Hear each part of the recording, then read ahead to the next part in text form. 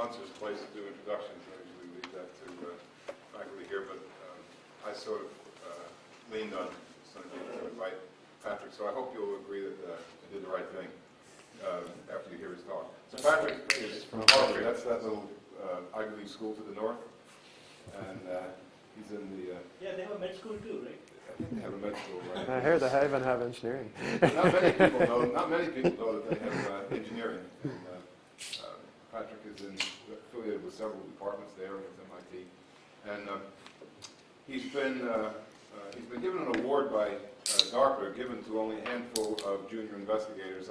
It's a very prestigious award, and I know a couple of the other people. He's in very good company, and as part of that award, he's trying to direct some of his efforts to help out the Defense Department, and for that reason, I'm trying to introduce him to some of the finest people that help us down here at Hopkins, and I hope he'll be a frequent visitor, and that you guys will get things started together between the Center of Excellence, the CLSP, Hopkins, and Patrick's various affiliations. So, without further ado. Great. Jack, thank you very much. So what I'm going to talk about today is, in fact, encapsulated in this notion of how do we capture and exploit speech dynamics, temporal and spectral, that evolve at multiple scales, multiple time scales. And I'm going to try to take us from mathematical models to forensic tools. As Jack mentioned, I have a few appointments. I primarily in electrical engineering, but I also teach in the statistics department at Harvard. And Harvard MIT has a combined program in speech and hearing sciences, and I teach there as well. So I'm really pleased to be here. I've had a great day talking with folks, and what I'm going to describe in this talk is a little closer to the front end than most of the topics that have been discussed in meetings today, but I hope to demonstrate to you that there's still a lot of potential for things to be done there. So I'm going to start out just giving a broad overview and touching on some of the points that Jack raised, my own sort of goals in research, how statistics comes into play in really signal processing for speech, the particular problem of extracting information from potentially large volumes of communications data, and then the topic of the talk, really, statistical modeling of multiscale speech dynamics. So we're going to show a couple of case studies, and the first of these is going to be formant tracking. So conditionally linear Gaussian models for formant tracking. We'll talk about resonances in the vocal tract, some models on methods, and finally show some results on a hand-compiled database of vocal tract resonances that was introduced last year by some colleagues of mine. The last part of the talk will be a separate application, which is adaptive short-time analysis synthesis systems for enhancement. So here we'll be looking at the canonical short-time analysis framework for speech and asking the question, is it possible to develop effective adaptive analysis synthesis schemes? The answer turns out to be in the affirmative, and so I'll describe some applications to speech enhancement. By dint of trying to squeeze in two topics, we will necessarily sacrifice some depth for breadth. But please feel free to stop me, and we can always take things offline if you have really detailed questions. We've got papers on these topics. I can forward you copies and so forth. So big picture, what is statistics about? Well, it's really modeling inference and uncertainty quantification.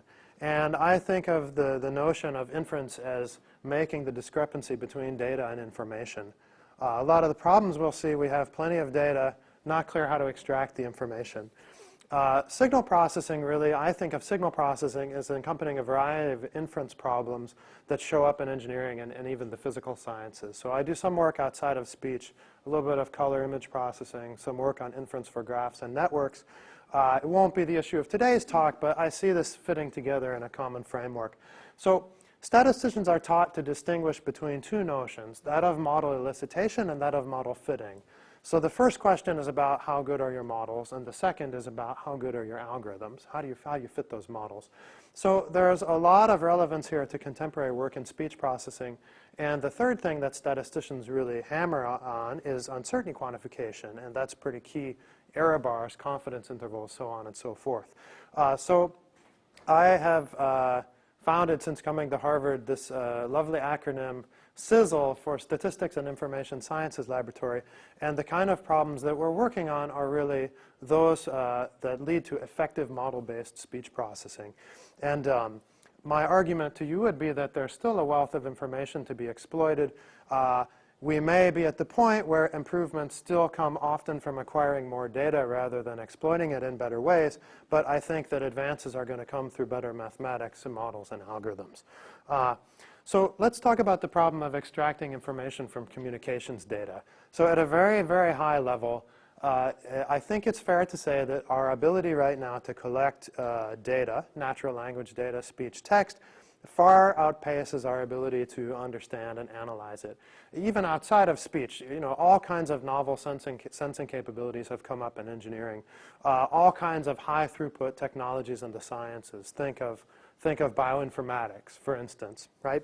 So the argument here would be that information sciences really has to shift from thinking about how do we acquire data to how do we automatically analyze and understand it.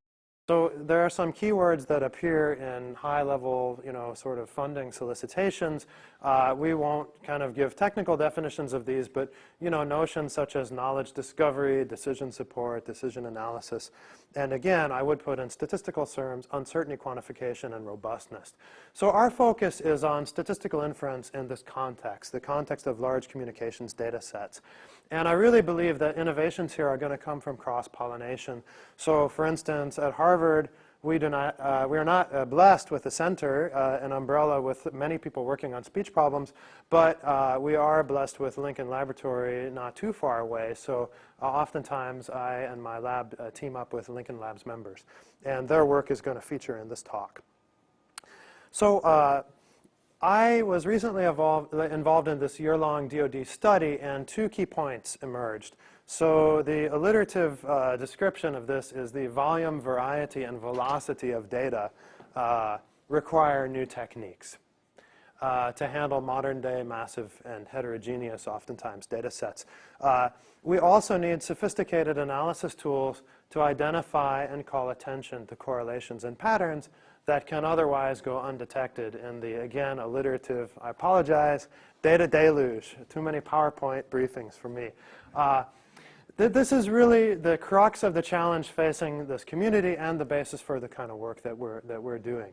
And I would posit this to you as follows. What is the set of all questions that can be answered without world-level information, and what speech processing tasks do these inform? So let me try to give you a little bit of a hierarchy of this, and then I'll dive into the technical part of the talk. A quick question? Yeah. Yeah. When you say without word-level information, do you mean that the techniques will be language independent as well? Potentially. So I think it'll become clearer with this little Venn diagram here, which is not rendered in a great way, but it's nested sets.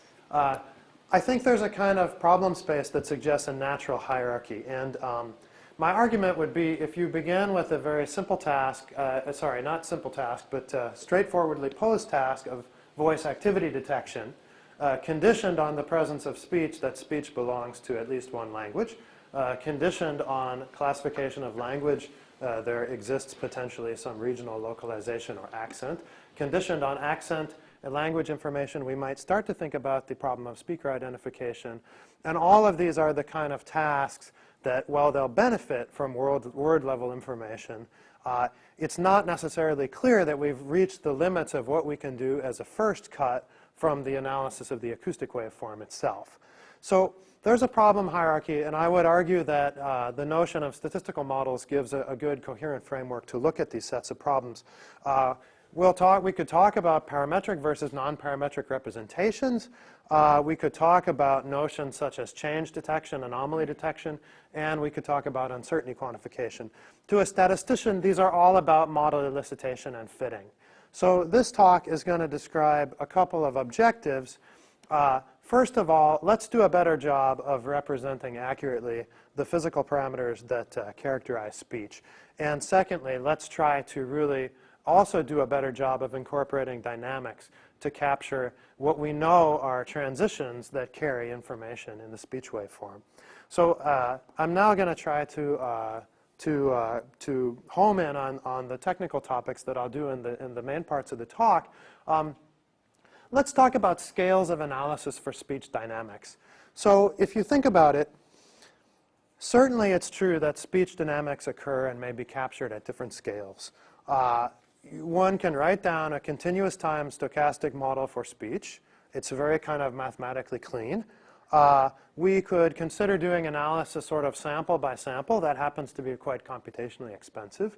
The standard approach is to kind of chop up the speech into lots of short time segments, assume that these segments are drawn from a stationary random process, and then proceed with our analysis. And one of the things I'll talk about later in this presentation is ways to do adaptive analysis, which is a continually recurring, but I would argue as of yet not completely established idea.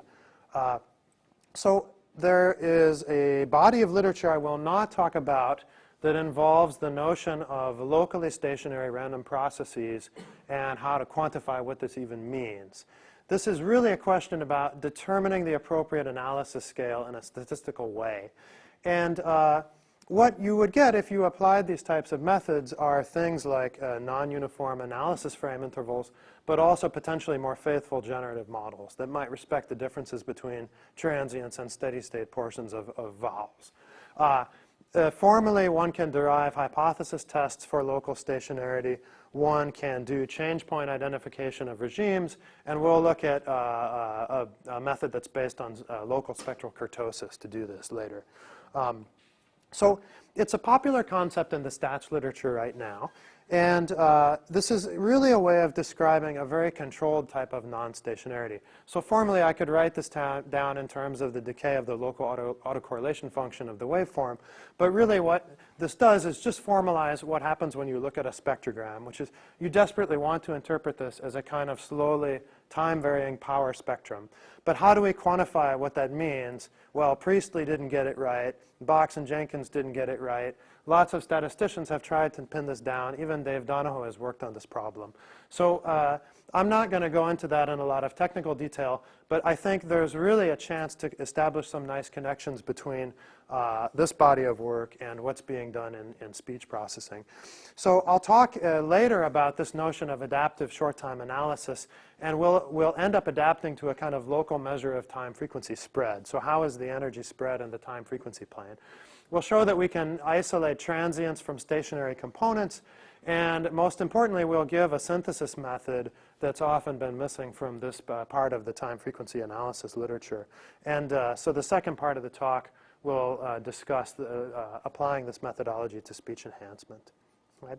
So last slide before we go on to the topic of formant tracking. Back to temporal dynamics for a moment, never mind spectral dynamics. We're interested in capturing the slowly time-varying nature of speech, perhaps simultaneously at multiple scales. So I'm not going to tackle that exact problem right now, but you could imagine that prosodic effects evolve at a certain scale, other things evolve at supra-sub-segmental scales, and to represent speech dynamics in this way, we really want a set of time-varying parameters that evolve on the correct scale.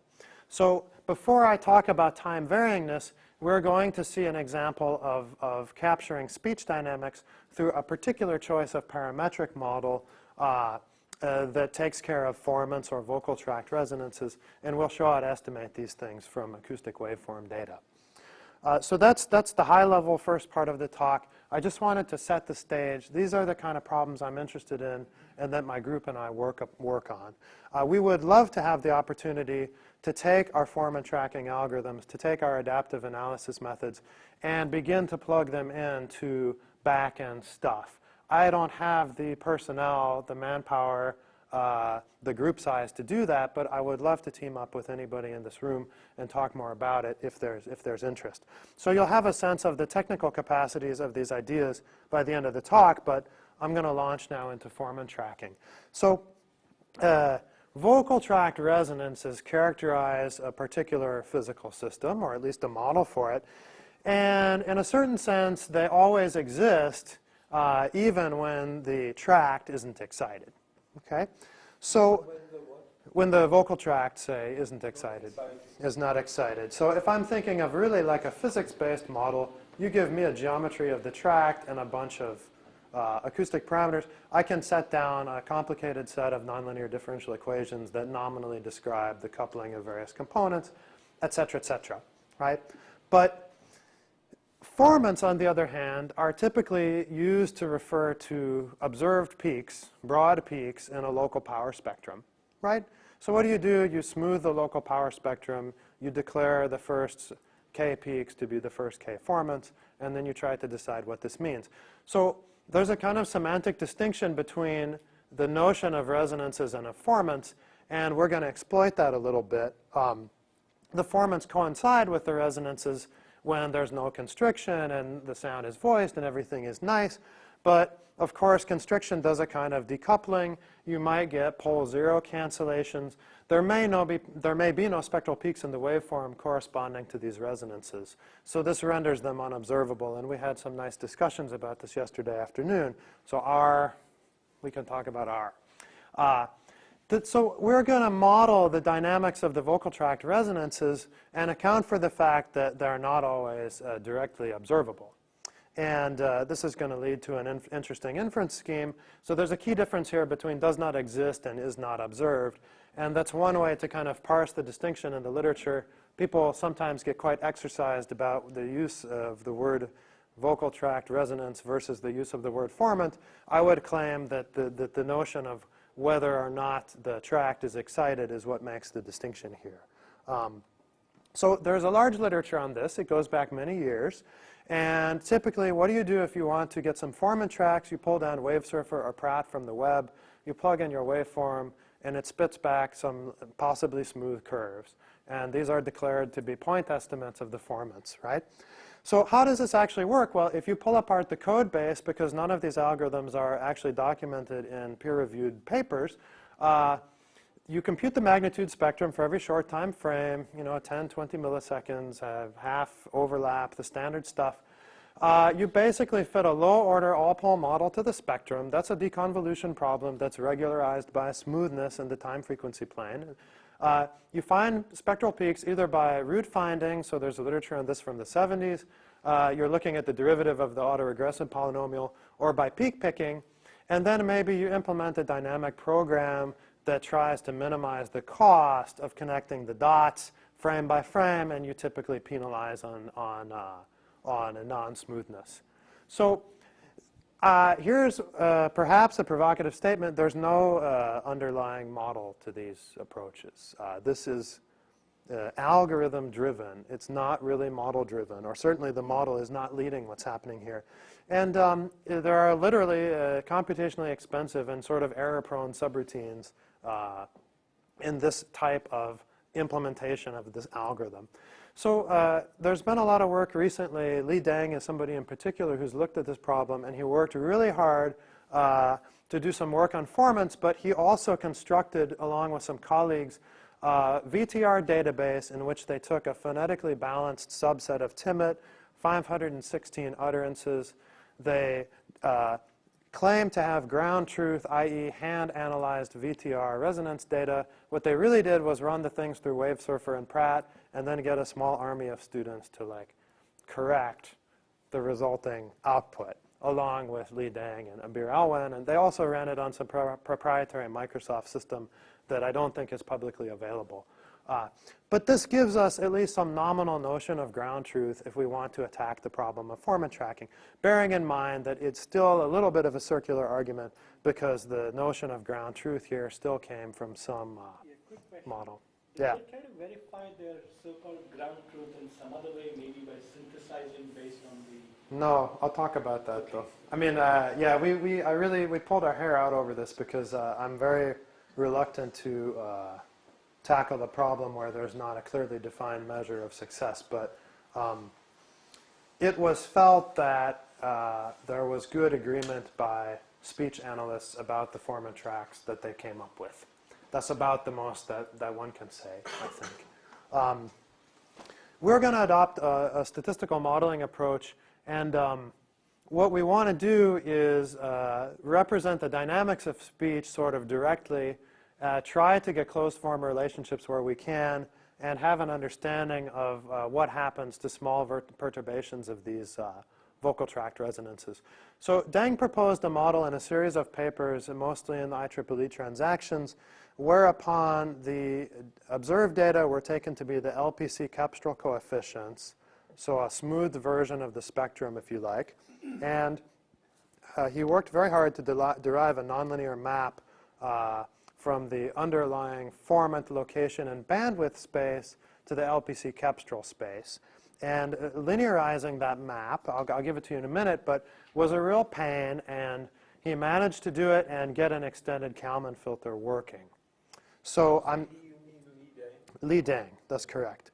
So that most of the technical effort, I believe, at least judging by the length of the paper, was devoted to getting a nice parameterization. You could ask, well, why the LPC cepstrum?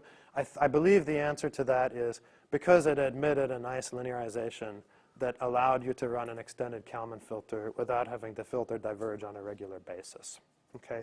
So somebody worked hard to solve that portion of the problem, right? So that's going to be a starting point for what we're going to do, and we're going to add a couple of key extensions.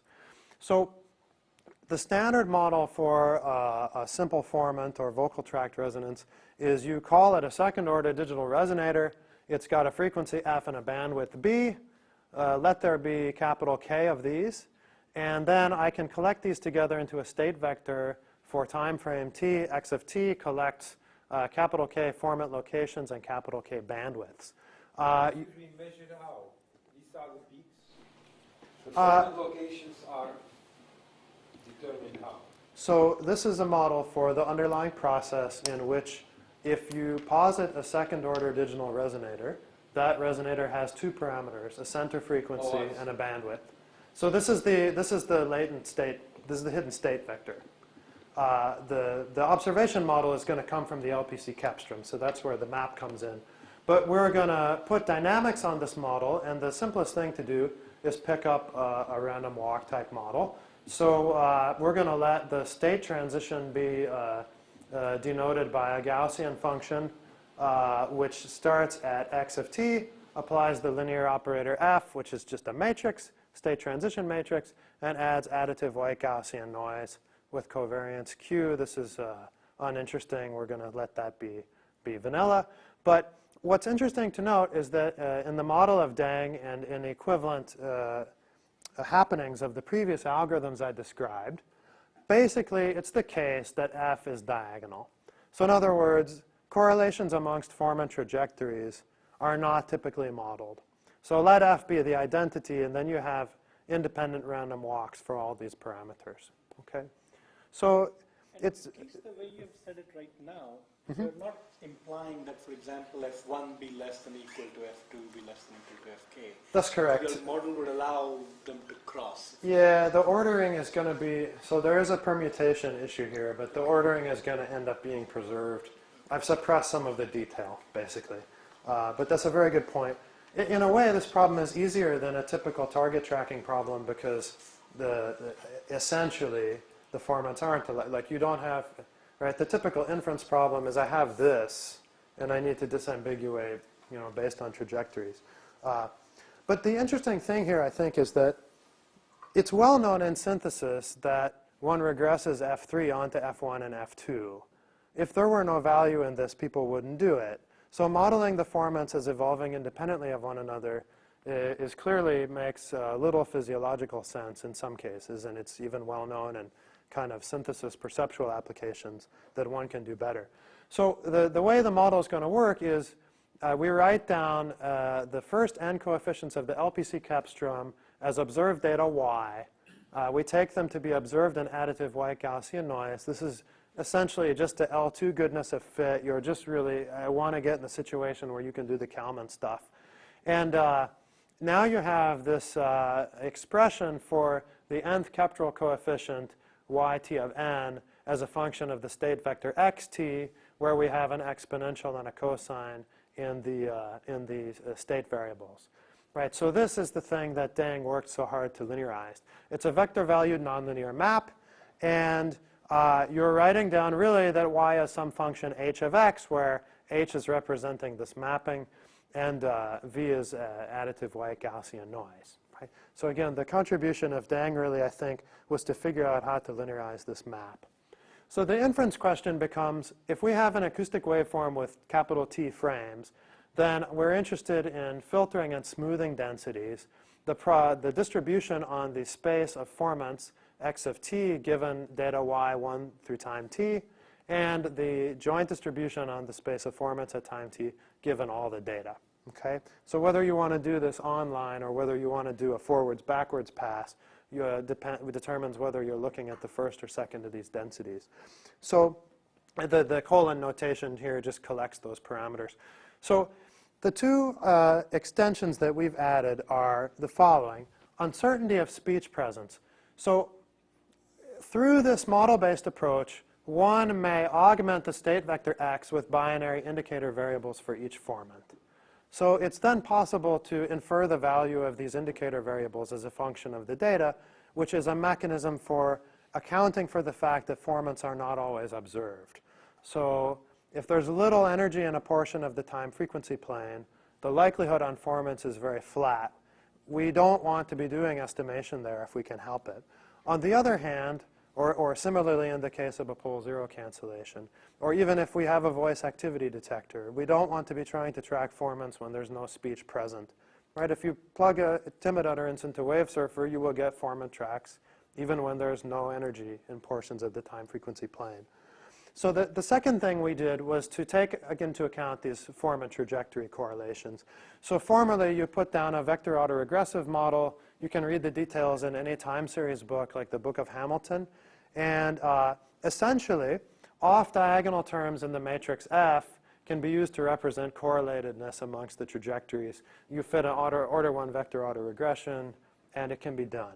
So when we did this, you might call this a training problem. We didn't sort of train online, as it were. We looked marginally at the subset of the TIMIT database, inspected to make sure that there was correlatedness, was evidence for correlatedness, and then experimented with different values for this matrix F. So you do this whole shebang, and it turns out that everything was solved in closed form back in the 60s because people had to work these problems out without the aid of computers. So there's a form of the Schmidt-Kelman filter that takes into account the indicator variables, and then, as I said, the vector autoregression takes care of the correlatedness.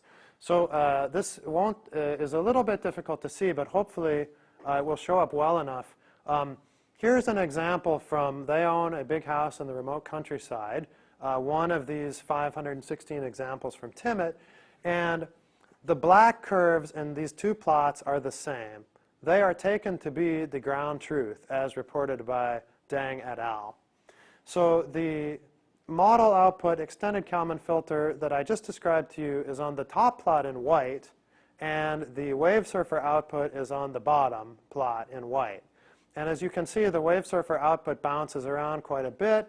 The purplish areas on the top are areas where we've estimated that the latent indicator variables are 0, i.e. absence of enough energy to estimate the resonances. And in this particular example, we've knocked down the root mean square error relative to ground truth. We've cut it in half. Okay? So this is our evaluation metric. We did not go after very detailed questions such as, is it possible in certain phonological instances to capture micro-level effects of formant motions and so forth? We wanted a metric. We decided to average root mean square error over the whole database. Right?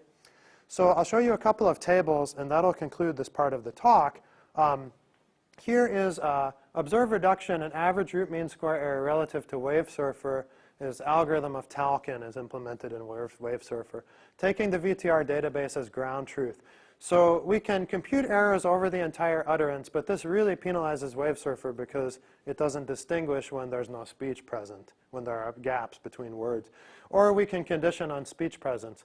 So you're getting about 30 to 40% reduction in root mean square error computed over the entire utterance relative to WaveSurfer versus, 17 to 23% reduction in root mean square error in the presence of speech. And those are the absolute values in hertz here, right? So this leads to the question, is there really enough information in the acoustic signal to extract these hand-corrected trajectories that are informed by knowledge of how the formants are supposed to behave.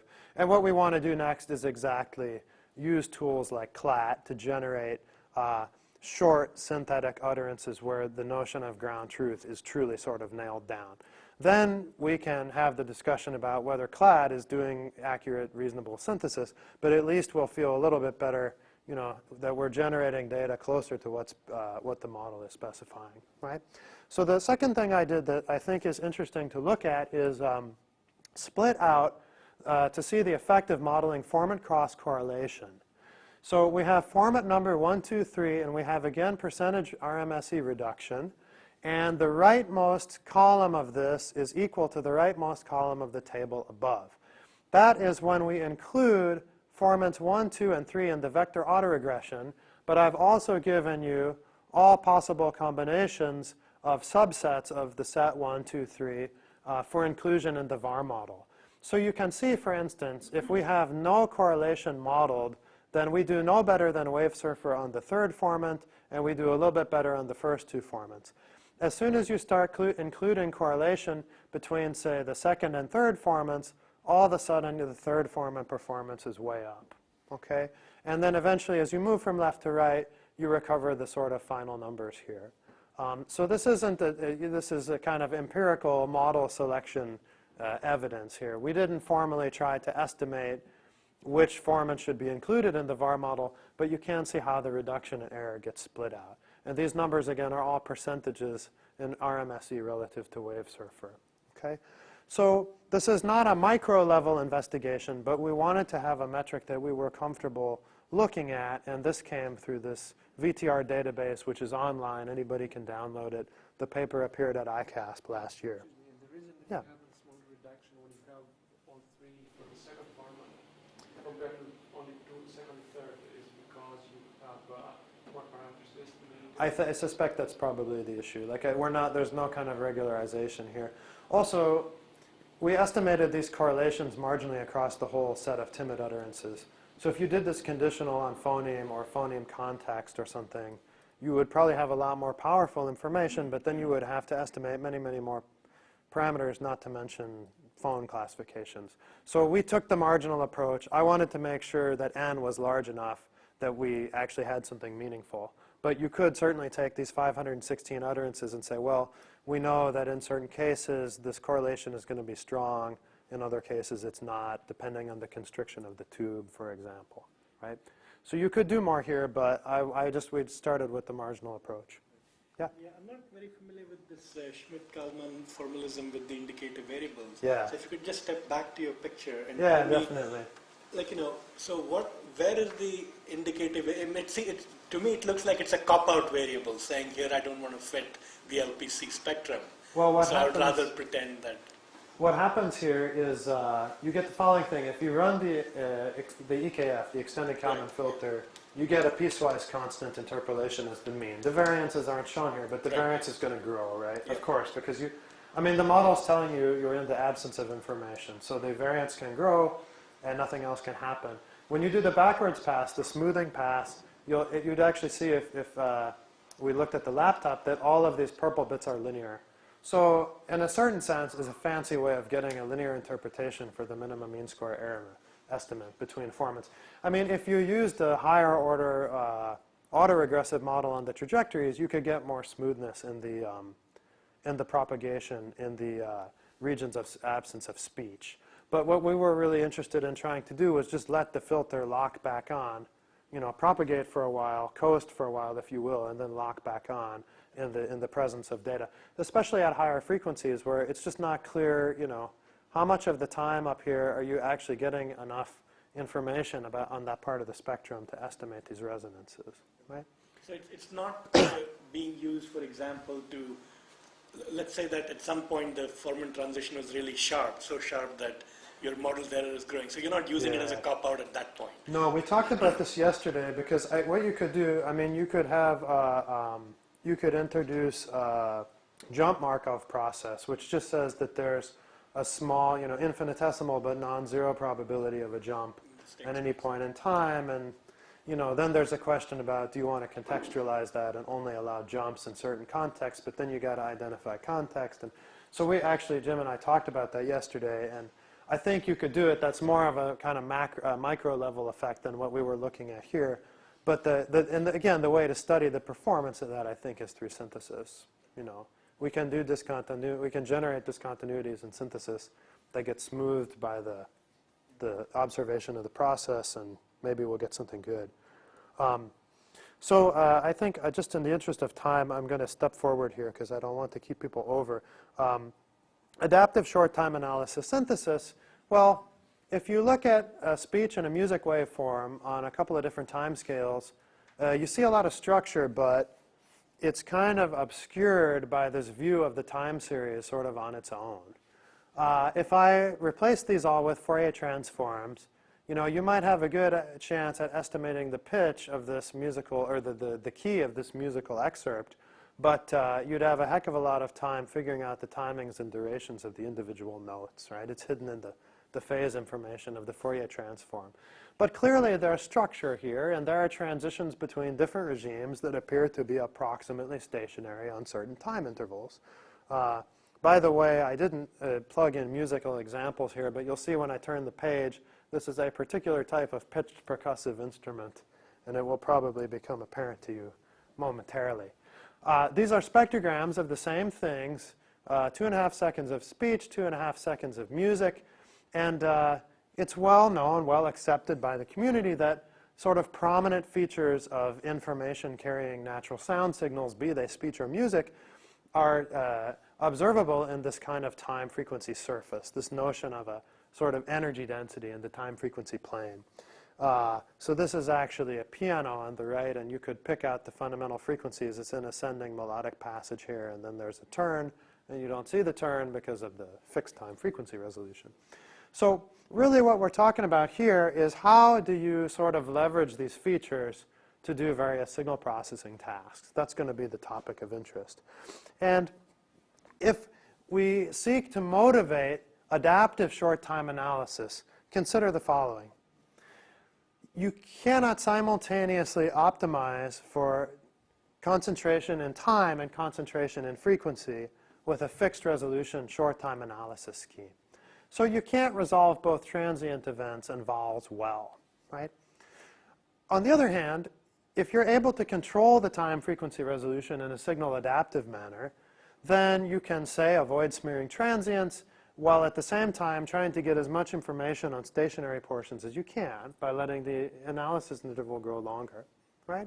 So stationarity tells you that if you observe a stationary process on some interval, as the length of the interval increases, your estimation error will go down, right?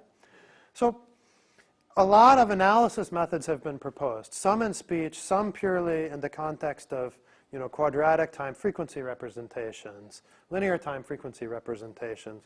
People like Flandrin, Baraniak, Jones. There's a whole community of people who work on these things. But they often lack, almost always lack synthesis counterparts. Formally, you can always invert an operator to resynthesize. But practically, unless there's a fast algorithm for inverting that operator, you're stuck. So the great thing about fixed resolution methods is they form what's known as a Gabor frame, a tight frame, and the inversion is trivial. The reconstruction proceeds according to overlap add or filter bank, and you don't have to do any work. You get to use the FFT algorithm. You do a thing in, n log n, right? So if you think about this intuitively, if we started with a fixed resolution scheme and somehow we're able to merge windows together, we could get an adaptive scheme that looks like this bottom plot, and somehow information from the waveform data would inform this particular choice of segmentation. Okay? That's what's going to happen here, and the interesting part is sort of, well, how do you actually do synthesis in this case? I can certainly, let's say I come up with a notion of what informs this arrow, but how do I get back to the waveform space after I've done this adaptive analysis? So we picked up a scheme of Jones and Baraniak from a number of years ago. So Rich Baraniak mostly work in image processing now, but he did his thesis work in time frequency. And what's going to happen is you compute STFT, short time Fourier transform, linear time frequency representation, set of inner products, whatever you want to call it, using the shortest desired window of interest, and then you iteratively merge neighboring windows. And you do this on a kind of modified version of a local spectral kurtosis. You look at the ratio of the sum of the fourth powers of the local Fourier coefficients over the square of the L2 norm of the same thing. And if the time frequency concentration of the concatenated segment beats the others, then we combine the segments. And I'll show a picture of this in a minute. It'll all become much clearer. And so you can combine, and if you have a left and a right window and you want to look at merging them together, they get merged according to the following recipe, right? So nothing too complicated here.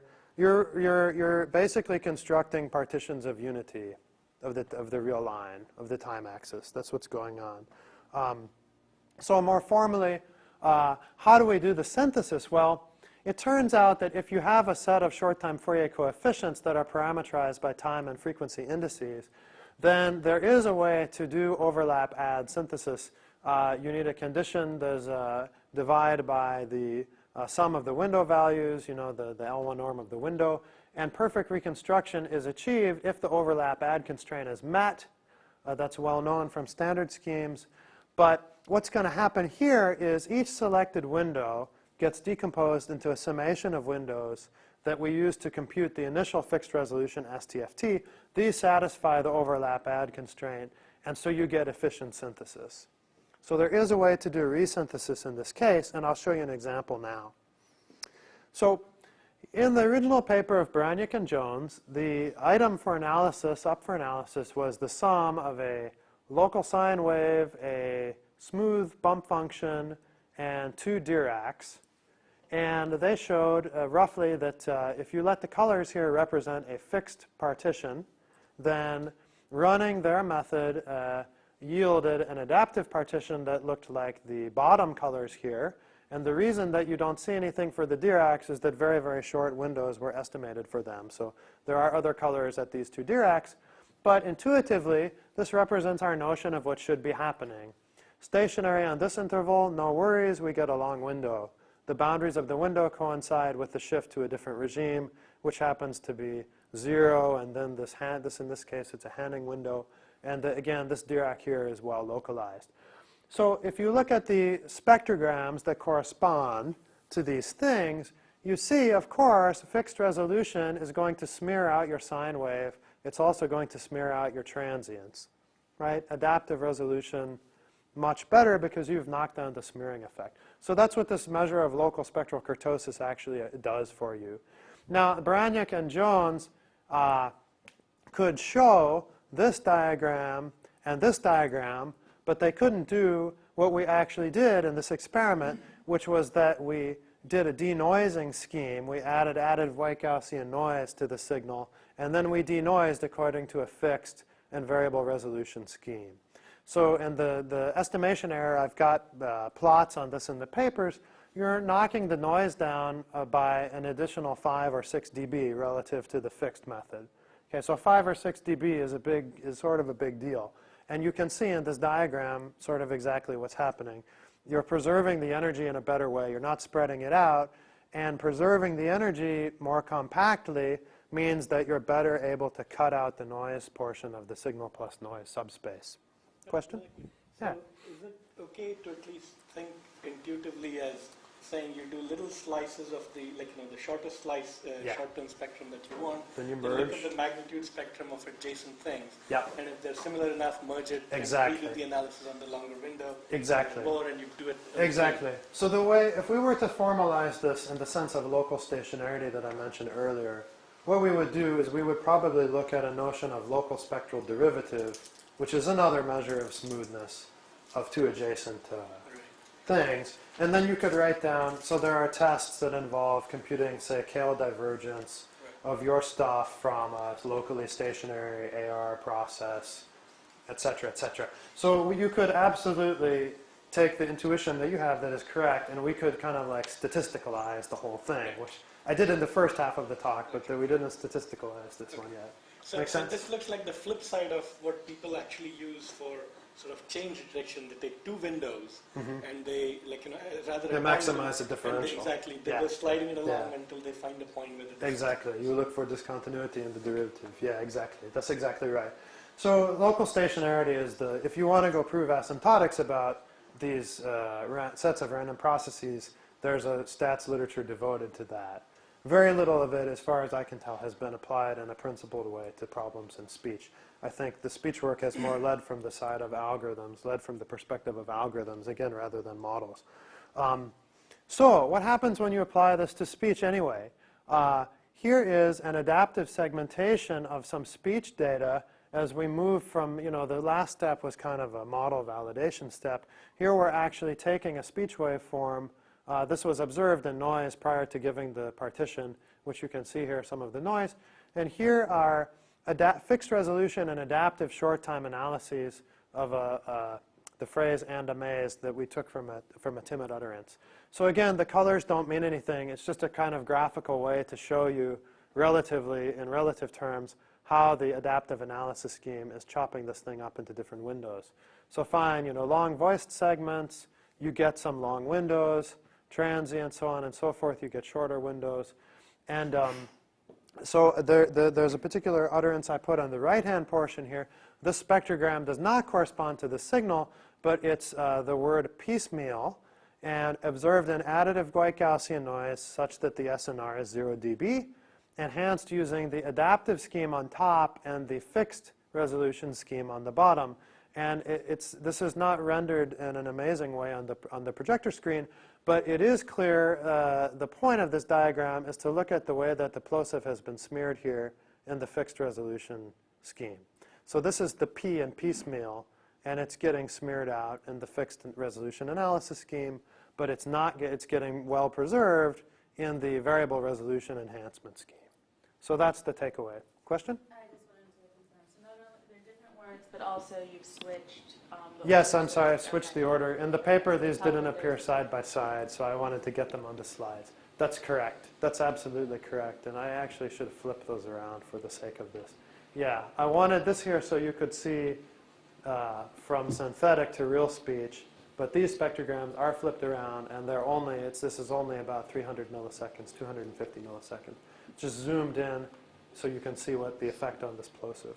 The purpose of this segmentation is to treat the intervals that come out in some compute averages over them, for instance. Not necessarily. It could just be... So why do we want to segment it? Well, I don't know if thinking of it as a segmentation is necessarily the right thing. I think you should think of it as, how do I do an analysis regime that's best matched to the degree of stationarity of the data in a local signal adaptive way? So in other words, if I have a plosive for which the time domain waveform is not shown here, just like in coding, if I have a long window and I analyze the plosive, when I quantize or when I denoise, anything like that, I'm going to introduce error. The error is going to be over the support of the window, right? So that explains the smearing of the plosive here. On the other hand, if you believe that portions of speech are truly stationary on a short time scale, then again, estimation theory will just tell you that you want to observe as much of that stationary interval as possible. It's an ergodicity type of argument, right? So I wouldn't think of it so much as a segmentation, but it is an adaptive time resolution analysis scheme. That's what's happening here.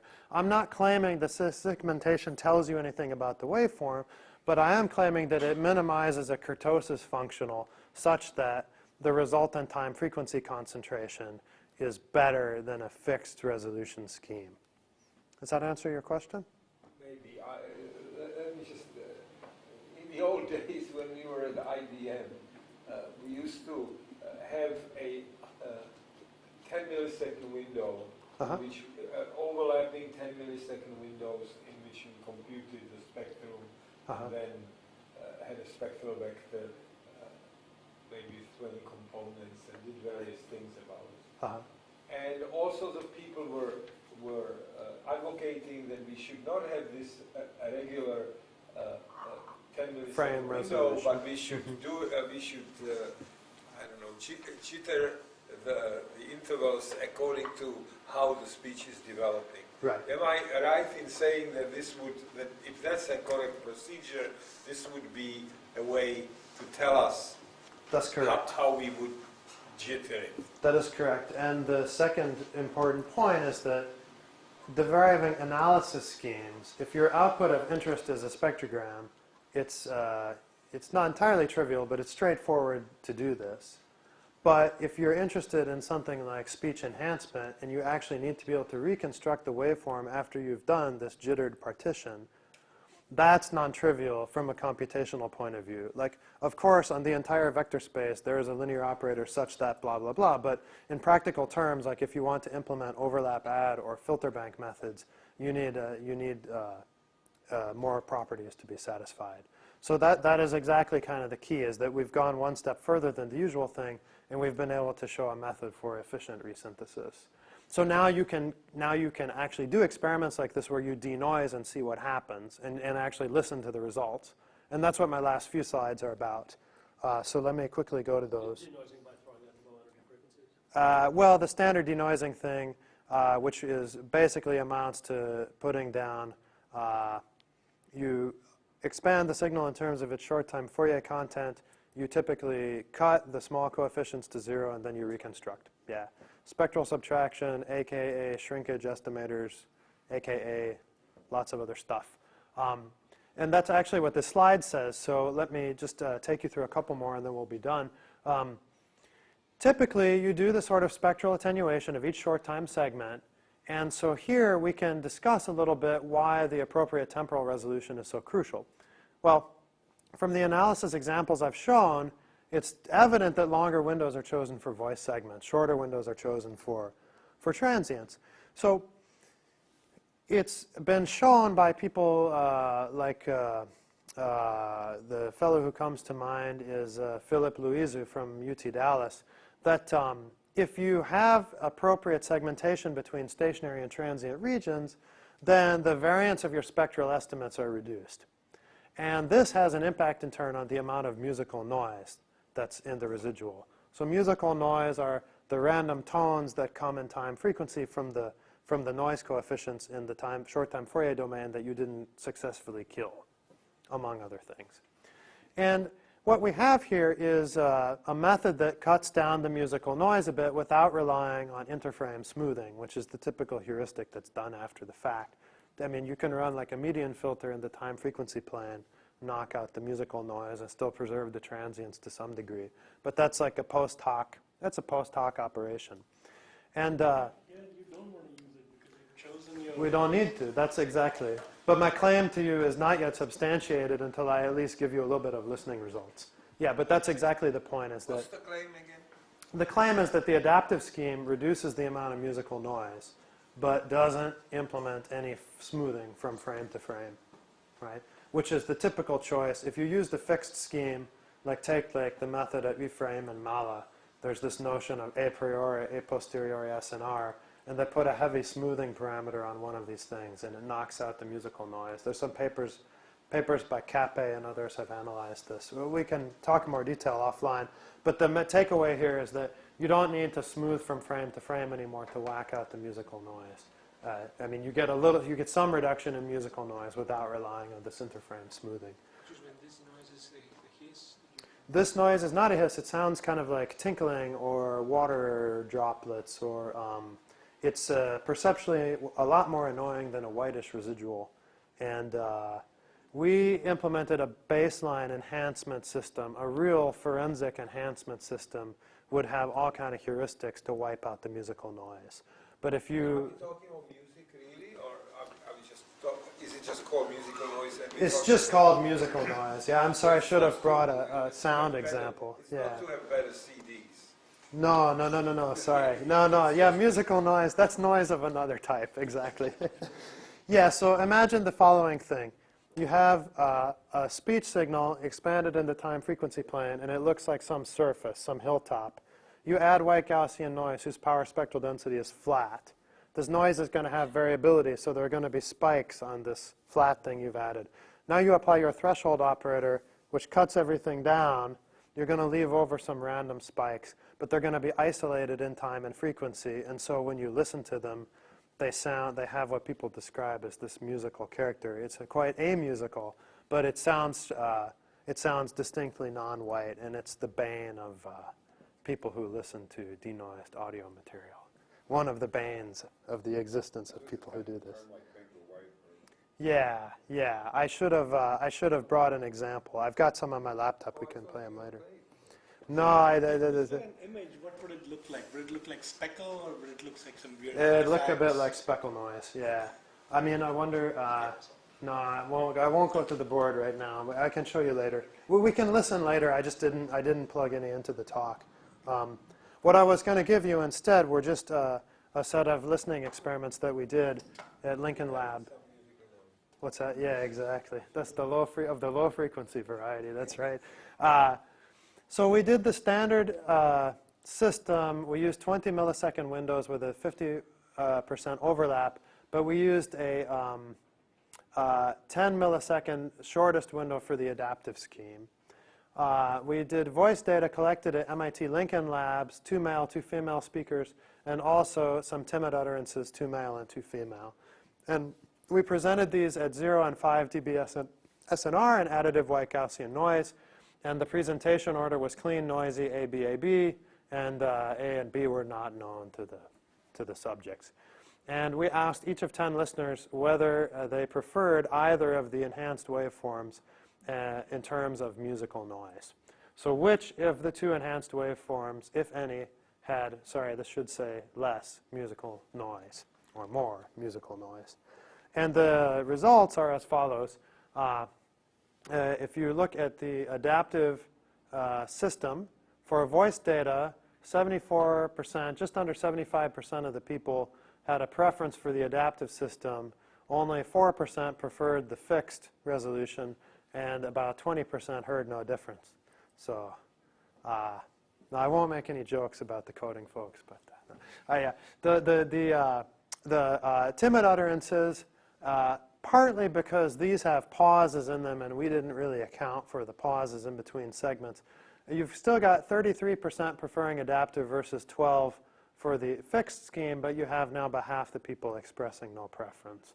I suspect this is an artifact of the fact that we have not yet incorporated the probability for speech presence into the overall system. So obviously, in gaps between words, the adaptive scheme is going to introduce a different type of residual.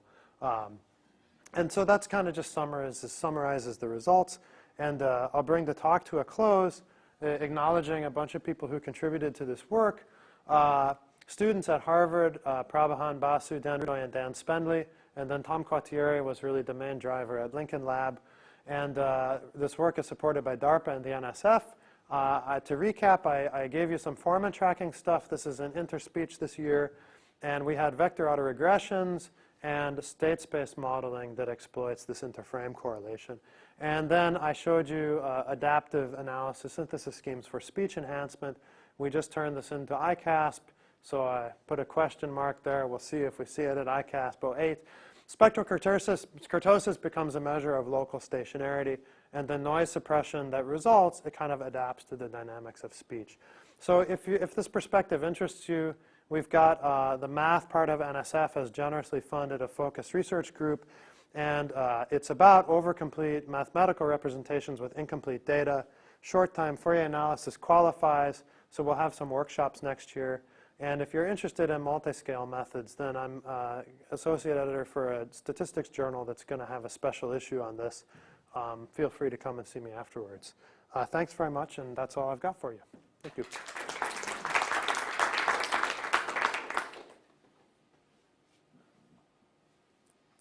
Yeah? So when I hear the term multiscale methods, usually what I have in mind is not the kind of adaptive window that you were showing earlier, but rather having the same temporal region being covered by multiple scales. Mm-hmm. Is it possible to extend this work to do resynthesis from that kind of representation? Yeah. And that may tie in with your use of the term overcomplete here. Yes, overcomplete means that you have an expansion that is, if you have a speech time series of length n, and you expand it into the short-time Fourier domain with windows that overlap by 50%, exactly.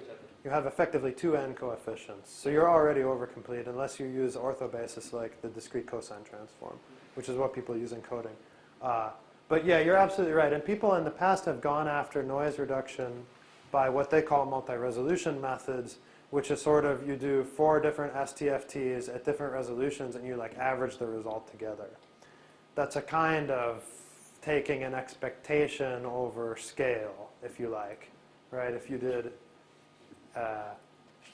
fixed short time resolution at all possible scales and were able to average over that, that's one approach that people have tried. And it's shown some success. Can you take a time-varying weights on the average? That's interesting. That's closer to what you're doing. Yeah, you could probably set the kind of kurtosis type measure to do that. I'm not sure what your claim would be able to be about if there exists a model for which that is the optimal thing to do. I'm not so sure. In this case, the claim would be that you're finding the partition amongst the set of constraints that minimizes the time frequency spread. But if you started averaging over fixed schemes, I'm not sure what that would give you. But certainly that's something that people have done. Like, it's a heuristic approach that people have taken, and the interest is always the same. You want to kind of preserve transients, and I mean, people use example like a glockenspiel, where it's very obvious to hear when you've screwed up the transients and so forth. You're correct that typically when you say multiscale methods, we think wavelets, and we think of a dilation operator that stretches and compresses things. I'm using the term a little bit more loosely here, but it turns out that you can do tests for local stationarity with the notion of a kind of local power spectral density obtained by the wavelet transform rather than the Fourier transform. And I have some colleagues that work on this stuff. So you can actually bring wavelets into bear on this, even though I didn't do it explicitly in this talk. So a case where it seems like you would want to use something that's multi-resolution in the classic sense, or, I mean, it could still be adaptive as you're doing, but where a given time interval is covered by different things. I suppose you have 2 people talking at once. Well, that's You're right. trying to transcribe simultaneously. One person's got a vowel, the other person's got a consonant at the same time. That's right. You need And to preserve both. that's a very interesting direction I'd like to go next. I've done some work on source separation in the past. So again, if you can fold in, now the question is, given a mixture of m sources, n mixtures of m sources, can I derive optimal time frequency, And we can test with ground truth, right? You can do simulations where you find the optimal partition for each, and then you can basically measure what effect you're having there and see if that's worth exploring. The other thing people do with this notion of wavelets is if you want to test for the length of the stationary interval, which is something that people who do financial time series care a lot about, wavelets, that you dilate wavelets by dyadic factor. So you can imagine at any point in the financial time series, you're going to look at local stationarity at this scale, at this scale, at this scale, at this scale. Then you're going to derive hypothesis tests that tell you over what region of support is this thing. Can you reject the hypothesis that this thing is locally stationary over the nth interval? So they call that locally stationary wavelet spectrum. I can send you the refs if you're interested. More questions? More questions? Okay, fantastic. Thank you very much.